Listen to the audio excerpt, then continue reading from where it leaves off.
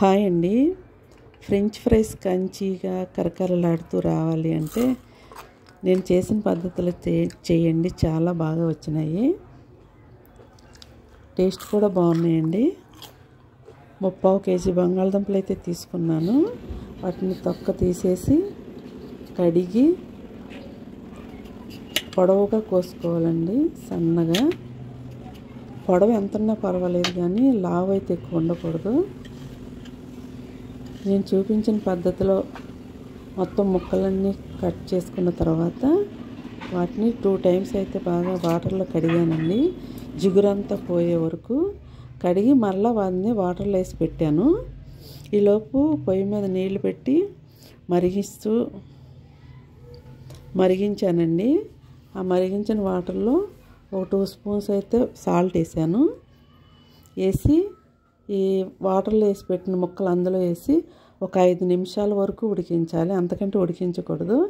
5 నిమిషాల వరకు ఉడికించిన తర్వాత అవి వాటర్లో నుంచి తీసేసి మరలా చన్నీళ్ళలో వేసానండి, ఇంకెక్కువగా ఉడికిపోకుండా ఉండడానికని.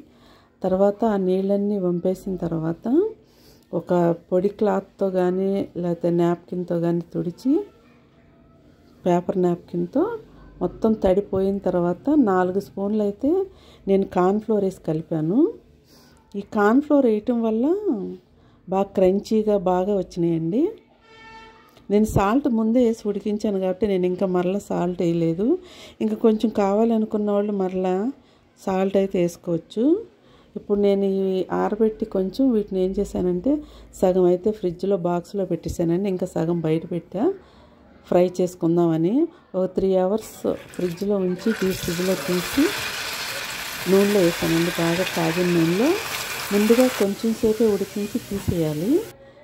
అలాగే 2 వాయిలు మనకి ఎన్ని కావాలనుకుంటే అన్ని వేయించేసి తీసి